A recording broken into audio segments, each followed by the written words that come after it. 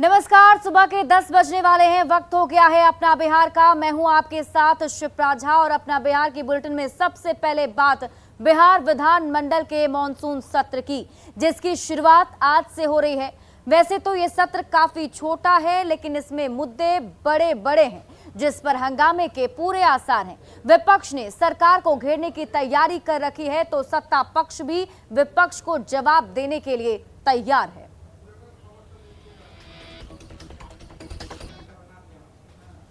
तो बिहार विधानमंडल का मॉनसून सत्र 5 दिनों का है। आज से इसकी शुरुआत हो रही है। ये सत्र 30 जून तक चलेगा। मॉनसून सत्र को लेकर सुरक्षा व्यवस्था की व्यापक तैयारियां की गई हैं। मॉनसून सत्र के हंगामेदार रहने के पूरे आसार जताए जा रहे हैं। सत्र में अग्निपथ योजना से लेकर राज्य के विश्वविद्यालयों के सेशन लेट होने पर सियासी घमासान देखने को मिल सकता है। विपक्ष अपराध, भ्रष्टाचार, महंगाई, अग्निपथ जैसे मुद्दों पर सरकार को घेरने की तैयारी में है। तो सत्र से पहले जेडीयू ने भी बैठक की, जिसमें सीएम ने विधायकों को विपक्ष के हर हमले का मुस्तैदी से जवाब देने का निर्देश दिया। अब आप ये समझिए कि मॉनसून सत्र में क्या क्या मुद्दे उठ सकते हैं, किन किन मुद्दों पर हंगामा हो सकता है, उन्हें जान लीजिए। केंद्र सरकार की अग्निपथ योजना पर विपक्ष को आर पार के मूड में देखा जा रहा है। एनडीए की सहयोगी जेडीयू भी इस पर पुनर्विचार करने की बात कह चुकी है। इस मुद्दे के जवाब में बीजेपी प्रदेश अध्यक्ष संजय जायसवाल ने कल ही कह दिया था कि पहले विश्वविद्यालयों में सेशन की देरी को ठीक कर लीजिए, क्योंकि ये शिक्षा मंत्री आप ही के हैं। वहीं अपराध, कानून व्यवस्था, पुलिस का रवैया, बेरोजगारी, महंगाई, बाढ़, सुखाड़ पर भी ये सत्र हंगामेदार रह सकता है, क्योंकि ये तमाम मुद्दे हैं जिन मुद्दों को विपक्ष इस बार सत्र के दौरान उठा सकता है। अब आप ये जानिए कि मॉनसून सत्र में क्या क्या काम होंगे। तो आज शोक प्रस्ताव, नए सदस्यों की शपथ यदि हुई तो, और अनुपूरक बजट पेश किया जाएगा। शनिवार 25 जून और रविवार 26 जून को अवकाश रहेगा। सोमवार 27 जून को गैर सरकारी संकल्प लिए जाएंगे। 28 और 29 जून को राजकीय विधेयक और अन्य राजकीय कार्य होंगे। 29 जून को 2022-23 के प्रथम अनुपूरक व्यय विवरणी पर चर्चा होगी। गुरुवार 30 जून प्रथम अनुपूरक बजट पर चर्चा और विनियोग विधेयक होगा। और आज से शुरू हो रहे बिहार विधानमंडल के मॉनसून सत्र को लेकर सदन के अंदर और बाहर सुरक्षा के पुख्ता इंतजाम किए गए हैं। 30 जून तक चलने वाले सत्र में जनहित से जुड़े करीब आधा दर्जन विधेयक पेश होने की उम्मीद है। और अधिक जानकारी दे रहे हैं हमारे सहयोगी रजनीश कुमार। बिहार विधानमंडल का मॉनसून सत्र शुरू होने वाला है, जो सत्र 30 जून तक चलेगा। दोनों सदनों में कुल 5 बैठकें आयोजित की जाएंगी और सत्र के दौरान जनहित से जुड़े करीब आधा दर्जन विधेयक भी पेश किए जाएंगे। पहले दिन दोनों सदनों में चालू वित्तीय वर्ष 2022-23 की प्रथम अनुपूरक व्यय विवरणी पेश की जाएंगी, जो कि वित्त मंत्री डिप्टी सीएम तारकिशोर प्रसाद इसे पेश करेंगे। 5 दिनों के इस मानसून सत्र के हंगामेदार होने की संभावना है। इसको लेकर सत्र के दौरान सदन के अंदर और बाहर सुरक्षा के चाक चौबंद इंतजाम किए गए हैं। प्रथम दिन यानी आज अनुपूरक व्यय विवरणी के अलावा शोक प्रस्ताव भी लाए जाएंगे। शनिवार और रविवार को सदन की बैठकें नहीं होंगी, जबकि 27 और 28 जून को राजकीय विधेयक और अन्य राजकीय कार्य लिए जाएंगे। 29 जून को प्रथम अनुपूरक व्यय पर वाद विवाद, मतदान और विनियोग विधेयक लाए जाएंगे। साथ ही 30 जून को गैर सरकारी सदस्यों के संकल्प भी लिए जाएंगे। तो कुल मिलाकर शेड्यूल तय है और आज पहले दिन का सत्र है। इसको लेकर कयास लगाया जा रहा है कि सदन जो है उसमें काफ़ी हंगामा होने की भी संभावना है, जिसको लेकर सुरक्षा के भी चाक चौबंद इंतजाम किए गए हैं। कैमरामैन दीपक के साथ रजनीश कुमार, न्यूज़ 18 पटना। और बिहार विधान परिसर से हमारे सहयोगी शैलेंद्र हमारे साथ लाइव जुड़े हुए हैं, सीधे उनका रुख कर लेते हैं। शैलेंद्र, देखिए जिस तरीके से मॉनसून सत्र का अब आगाज होने वाला है आज से, और जो मुद्दे खासतौर पर कुछ दिनों में हमने देखे हैं, तो इससे जाहिर है कि इस बार सत्र हंगामेदार होंगे।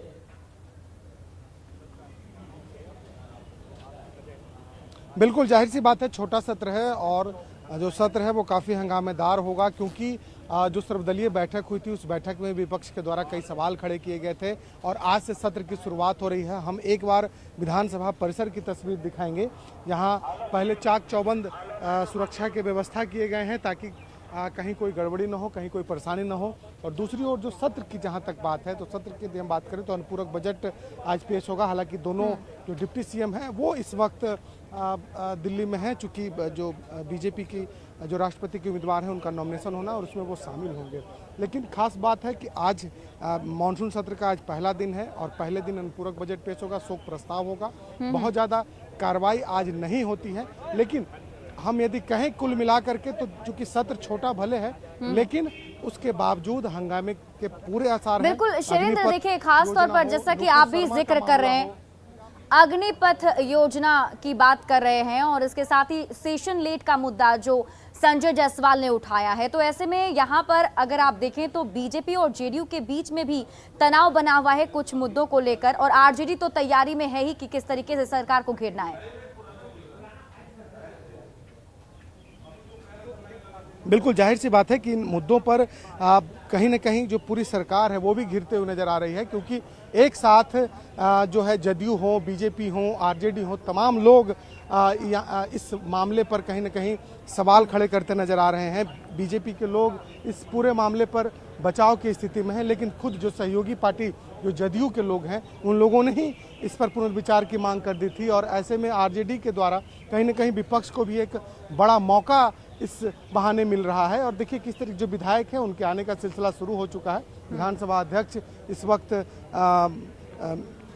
विधानसभा में पहुंच चुके हैं और 11 बजे से जो कार्रवाई है वो शुरू होगी। और उसके पहले की जो रणनीति है सत्ता पक्ष और विपक्ष की, वो जो उनके मुख्य सचेतक होते हैं वो इस वक्त अपनी अपनी रणनीति बना रहे हैं कि किस तरीके से सरकार को घेरना है और सदन में कौन कौन सी बात करनी है। हालांकि यदि हम विपक्ष की बात कर लें तो बिहार में बढ़ते हुए अपराध जैसे मुद्दे पर विपक्ष ने सरकार को घेरने की तैयारी की है और कई जो सवाल हैं वो भी डाला। चूँकि आज की जो कार्रवाई होती है वो सिंबॉलिक होती है और आज अनुपूरक बजट के बाद शोक प्रस्ताव होगा, लेकिन सोमवार को जो विधानसभा की कार्रवाई होगी उसमें गृह विभाग का बजट पेश होना है और कई सवाल जो गृह विभाग से जुड़े हुए हैं, अपराध से जुड़े हुए हैं, उन सवालों को विपक्ष के द्वारा यहाँ पर पूछा जाएगा। और कई मामले हैं, हाल की जो घटनाएं घटी हैं उन घटनाओं का जो जिक्र है वो विपक्ष के द्वारा किया जाएगा। तो कुल मिला के कहा जा सकता है कि छोटा सत्र मानसून का भले ही है लेकिन हंगामेदार होगा और काफी दिलचस्प भी होगा। शैलेंद्र, देखना होगा कि कौन कौन से मुद्दे उठाए जाते हैं, विपक्ष किस तरीके से सरकार को घेरता है और सरकार इसका क्या जवाब देती है। बहुत बहुत शुक्रिया तमाम जानकारी के लिए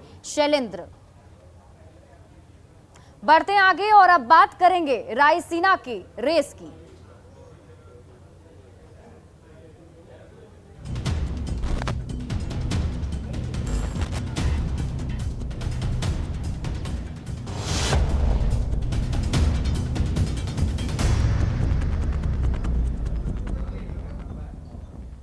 तो आज एनडीए के राष्ट्रपति पद की उम्मीदवार द्रौपदी मुर्मू नॉमिनेशन करेंगी। नॉमिनेशन में बिहार के कुल 12 प्रस्तावक होंगे, जिनमें जेडीयू और आरएलजेपी के 5-5 और बीजेपी के 2 प्रस्तावक होंगे।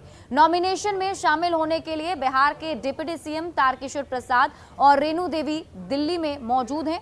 तारकिशोर प्रसाद ने जेडीयू की तरफ से समर्थन मिलने पर खुशी जताई और जेडीयू के प्रति आभार जताया। रेणु देवी ने कहा कि द्रौपदी मुर्मू एक योग्य महिला हैं, वो राज्यपाल रह चुकी हैं और उनको राष्ट्रपति उम्मीदवार बनाने का फैसला काफी सराहनीय है।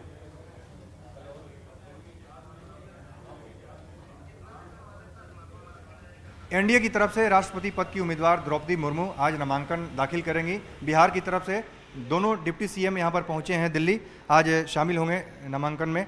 बात करेंगे तारकिशोर प्रसाद जी, किस तरह से देखते हैं द्रौपदी मुर्मू को जो उम्मीदवार के तौर पर बनाया गया है? ये एक बड़ी बात है कि समाज का ऐसा तबका जो कभी हाशिए पर हुआ करता था, आज उनके बीच से आज राष्ट्रपति पद के उम्मीदवार के रूप में भारतीय जनता पार्टी और एनडीए ने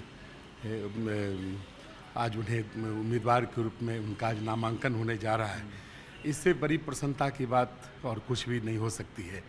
और मैं तो आपके माध्यम से सभी राजनीतिक दलों से भी अपील करूंगा कि सर्वसम्मति से वो राष्ट्रपति के रूप में उनका निर्वाचन हो, जिससे कि पूरे देश में खास करके उस वर्ग के प्रति एक अच्छा संदेश भी जाएगा। और राष्ट्रपति पद ऐसा दायित्व है जिससे सर्वसम्मति से हो तो उससे अच्छी बात और हो नहीं सकती है। हमारी शुभकामना है कि उनके नेतृत्व में देश आगे बढ़ेगा, देश बेहतर होगा। जेडीयू ने भी समर्थन कर दिया है। हाँ, निश्चित तौर पर वो एनडीए के हमारे उम्मीदवार हैं। जदयू एनडीए का एक हिस्सा है। हम सब मिलकर बिहार में और कई मुद्दों पर हम सब साथ मिलकर काम किए हैं, तो उनका सहयोग भी मिला है। डिप्टी सीएम रेणु देवी हमारे साथ हैं। एक महिला को राष्ट्रपति पद का उम्मीदवार बनाया गया है एनडीए की तरफ से और लगभग तय है कि द्रौपदी मुर्मू ही अगली राष्ट्रपति होंगी। आप भी महिला हैं, कैसे देख रही हैं इस फैसले को? सबसे बड़ी बात है कि मैं सबसे पहले अपने नेता माननीय नरेंद्र मोदी जी को हृदय से और उनके पूरी टीम को धन्यवाद देती हूँ। उधर पटना में भी रायसीना की रेस को लेकर हलचल है, जहां जेडीयू ने द्रौपदी मुर्मू का समर्थन किया है तो आरजेडी ने यशवंत सिन्हा को समर्थन देने की बात कही है। हार्दिक शुभकामनाएं हैं। जनता दल यूनाइटेड ने उन्हें अपना समर्थन दिया है और जिस तरीके के संकेत हैं विपक्ष मुकाबले में कहीं दिख नहीं रहा है। राष्ट्रपति पद के लिए द्रौपदी मुर्मू एनडीए की उम्मीदवार हैं, विपक्ष की उम्मीदवार यशवंत सिन्हा बनाए गए हैं। तो सभी विपक्षी पार्टियों ने मिलकर के यशवंत सिन्हा जी को उम्मीदवार बनाया है। तो जो दो राष्ट्रपति के उम्मीदवार, दो चेहरे हैं, सब लोग अपनी अपनी ताकत जोर आजमाइश करेंगे और हमें लगता है कि विपक्ष के पास ज़्यादा वोट है, वोटों की संख्या है और विपक्ष के उम्मीदवार की दावेदारी मजबूत है। और राजधानी वासियों का सफर आज से और भी ज्यादा आसान हो जाएगा, तो अब लोगों को जाम से भी मुक्ति मिल जाएगी। पटना वासियों को एक साथ 3 बड़ी सौगात मिलने जा रही है, जिसमें जेपी गंगा पथ का आज से शुभारंभ हो जाएगा। वहीं मीठापुर एलिवेटेड रोड पर भी गाड़ियां दौड़ने लगेंगी, साथ ही अटल पथ फेज 2 भी खोल दिया जाएगा। कुल मिलाकर पटना वासियों का मरीन ड्राइव का सपना आज साकार होने वाला है और दीघा से महज 10 मिनट में लोग पीएमसीएच तक का सफर तय कर सकेंगे। जायजा लिया हमारे संवाददाता रजनीश कुमार ने। वासियों का आज इंतजार खत्म होने वाला है, क्योंकि सीएम नीतीश कुमार एक साथ आज पटना वासियों को 3 तोहफा देंगे। जहां एक तरफ दीघा से लेकर पीएमसीएच तक गंगा एक्सप्रेसवे का आज पहले फेज का शुभारंभ होगा, वहीं मीठापुर एलिवेटेड रोड पर भी गाड़ियां दौड़ने लगेंगी, जबकि अटल पथ फेज 2 पर भी जो है आज से गाड़ियां दौड़ेंगी और आम लोगों के लिए खोल दिया जाएगा। यानी शाम 5 बजे उद्घाटन का वक्त रखा गया है, जब सीएम नीतीश कुमार यहां पहुंचेंगे, जिसको लेकर देख सकते हैं सभी प्रकार की तैयारियां पूरी कर ली गई है। बड़े से मंच बनाए गए हैं और यहीं से शुभारंभ और उद्घाटन कार्यक्रम होगा। तो ये आपको हम तस्वीर दिखा पा रहे हैं। एक तरफ जहां उत्तर बिहार के लोगों को बड़ी राहत मिलेगी, सीधे अब उत्तर बिहार से आने वाले लोग जो हैं अटल पथ जाना चाहेंगे तो यहाँ से गोलंबर से सीधे अटल पथ का रास्ता अपना सकते हैं, आर ब्लॉक और पटना शहर जा सकते हैं। तो दूसरी तरफ जो आप दाईं ओर देख रहे हैं, यहाँ से गंगा एक्सप्रेसवे यानी मैरीन ड्राइव का सफ़र कर सकेंगे और महज 10 मिनट में सीधे पीएमसीएच पहुँच सकेंगे। एएन सिन्हा इंस्टीट्यूट का सफ़र कर सकेंगे।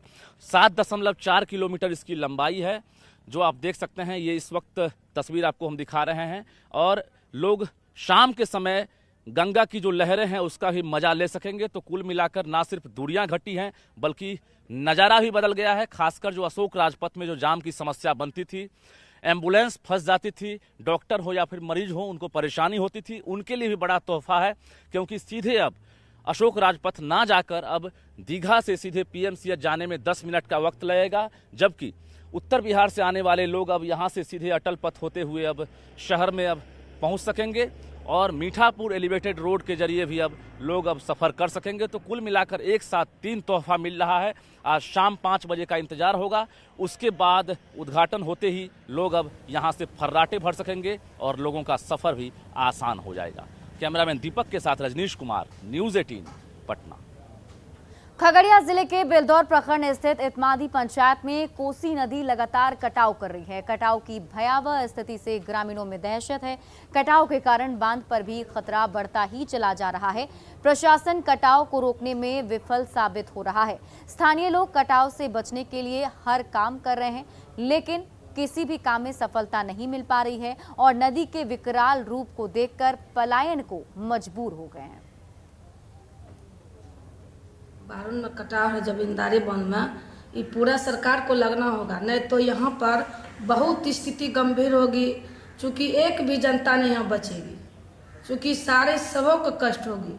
चूँकि इस बचाने में सरकार को पूरा योगदान रहना चाहिए, नहीं तो यहाँ पर जनता की सारी मौत हो जाएगी। आज से परसों जिस नदी का जो रफ्तार था उसमें काफ़ी अस्थिरता आया है और इससे बिल्कुल कटाव रुका है। और उस पार दिरा देखिए, सामने वो कट रहा है। इसके ठोकर से देखिए अब कितना इसमें गंभीरता आया है। नदी में जिस तरह का आज से 4-5 रोज पहले नदी का रुख था उसमें बहुत अति आया है और धीरे धीरे हमको लग रहा है कि 1-2 रोज में नदी जो है अस्थिर हो जाएगी। नवादा में गोसाई बिघा पथ पर नदी में बना डायवर्जन पानी की तेज धार में बह गया, जिसके चलते करीब 24 से ज्यादा गांवों का संपर्क नवादा मुख्यालय से कट गया है। हैरानी की बात तो ये है कि जिला प्रशासन की ओर से इस ओर ध्यान भी नहीं दिया जा रहा। लोग अपनी जान को जोखिम में डालकर आवागमन कर रहे हैं। लोग जुगाड़ नाव के जरिए नदी के एक छोर से दूसरी छोर जाते हैं, जिससे हादसे का डर बना रहता है। और ये 2 तस्वीर आपके टीवी स्क्रीन पर हम आपको दिखा रहे हैं। पहली तस्वीर में देखिए जो डायवर्जन है वो नदी के तेज बहाव में बह गया, और दूसरी तस्वीर जिसमें लोग अपनी जान को जोखिम में डालकर जुगाड़ वाली नाव से एक ओर से दूसरे ओर जाते हैं। मूसलाधार बारिश ने सकरी नदी के जलस्तर में ज़बरदस्त वृद्धि आई है और जिसके कारण जो सकरी नदी पर जो बना जो डायवर्जन है वो पूरी तरह से टूट गया है। इस वक्त आप तस्वीर के माध्यम से देख सकते हैं कि एक जुगाड़ नाव के जरिए जो है लोगों को इस ओर से उस ओर किया जा रहा है। हम तस्वीर आपको नवादा के गोसाई बिघा का दिखा रहे हैं कि जहाँ पे आप देख सकते हैं कि किस प्रकार से डायवर्जन के टूट जाने से जुगाड़ नाव के जरिए लोगों को बाइक जो है सो उसको इस ओर से इस ओर लाया जा रहा है। हालांकि जो पैदल यात्री हैं वो किसी भी तरह पानी में जाके अपने आप को इस एक ओर से दूसरे ओर ले जा रहे हैं, मगर 4 व्हीलर और 2 व्हीलर को आने जाने का कोई भी जरिया नहीं है, जिसके कारण लोग इस जुगाड़ नाव पे की सवारी कर जान जोखिम में डालकर नदी के इस ओर से दूसरे ओर जाने को मजबूर है। इस वक्त कुछ लोग हैं हमारे साथ, हम उनसे हम जानते हैं कितना दिक्कत हो रहा है ये डायवर्जन के टूट जाने से, ये बताइए। बहुत दिक्कत है भाई। अच्छा, क्या तो कैसे लोग आ जा रहे हैं? नाव के जुगाड़ से। अच्छा, तो मतलब प्रशासन अभी तक यहाँ पे नहीं आया है देखने के लिए, तो अभी सिर्फ एक ही जरिया नहीं है? नहीं। और क्या नाम है? रवि कुमार। कुछ और लोग यहाँ पे हैं, स्थानीय लोग हैं जो इधर से आना है। जी आप ये बताइए क्या समस्या आप लोगों को हो रही है यहाँ पे? समस्या दोनों पड़ी, डाइवर्सन भरा जाए तो आने जाने में तकलीफ दूर हो जाए। कब ये टूटा? ये संडे को 2 बजे के लमसम में। तो जो बारिश हुई थी उसी में जी टूटा? जी। तो मतलब अभी तक इसे कोई बनाने वाला कोई नहीं आया? बनाने वाला भरा रहा है पट्टी, इधर से नहीं हुआ? इधर से नहीं। क्या नाम हुआ? सौरभ कुमार। डाइवर्जन टूटा हुआ है, पानी में बहुत दिक्कत हो रहा है, पुल टूट गया है, अभी तक प्रशासन नहीं आया है देखने के लिए जो देख सके। तो आप लोग कैसे भी जा रहे हैं? पूरा बहुत दिक्कत से जा रहे हैं हम लोग। तो अभी नाव से जा रहे हैं? तो नाव पैसा ले रहे हैं ना? हाँ, पैसा लग रहा है। पुल कब तक क्या स्थिति है? पुल का भी स्थिति को दिखा नहीं जा रहा है, अभी तो देखा नहीं कब बनेगा नहीं होगा, अभी तक कोई कंफर्म नहीं है। क्या नाम है? आयुष कुमार। जैसा कि आपने सुना, लोगों का यह कहना है कि डायवर्जन के बह जाने से लोगों को काफ़ी समस्या हो रही है और अभी बरसात केवल शुरू हुई है, तो इससे सहज ही अंदाज़ा लगाया जा सकता है कि जब बरसात अपने फुल फेज में होगा तो लोगों को कितनी समस्या होगी। तो ज़रूरत है कि यहाँ पे जो डायवर्जन का जो निर्माण जो है वो जल्द से जल्द किया जाए और पुल भी लगभग बनकर तैयार है, केवल उसका अप्रोच पथ जो है उसे जोड़ा जाना बाकी है। तो लोग अब इंतज़ार कर रहे हैं कि जल्द से जल्द पुल चालू हो ताकि यहाँ पर जो आवागमन है वो पूरी तरह से सामान्य हो सके। अनिल विशाल, न्यूज़ 18 नवादा। और इसी बीच दानापुर से बड़ी खबर सामने आ रही है। दानापुर में दहेज के लिए महिला की हत्या कर दी गई, पति और सास को गिरफ्तार कर लिया गया है। नौबतपुर के जीतू चक की घटना बताई जा रही है, जहां बाइक की मांग पति के द्वारा की जा रही थी और बाइक नहीं मिलने पर पति ने पत्नी की हत्या कर दी। शव को पुनपुन नदी के किनारे दफना दिया गया था। हालांकि परिजनों को जब इसकी सूचना मिली तो परिजनों ने लापता होने की शिकायत दर्ज कराई और जब पुलिस ने पड़ताल शुरू किया तब जाकर मामला खुलकर सामने आया, जिसमें पता चला कि काजल की हत्या सिर्फ बाइक के लिए कर दी गई थी। मेरी बहन का हत्या कर दिया गया है। कहाँ? जीतू चक। कब हत्या हुआ है? हमको सूचना आज मिला है, लेकिन नाइट में हुआ था, वो कल शाम को है। कैसे हत्या हुआ है? गला दबाकर हत्या कर दिया गया। क्या कर दिया है? पति राहुल पासवान। और फिलहाल इस बुलेटिन में अभी के लिए बस इतना ही, लेकिन न्यूज़ 18 बिहार झारखंड पर खबरों का सिलसिला लगातार जारी है।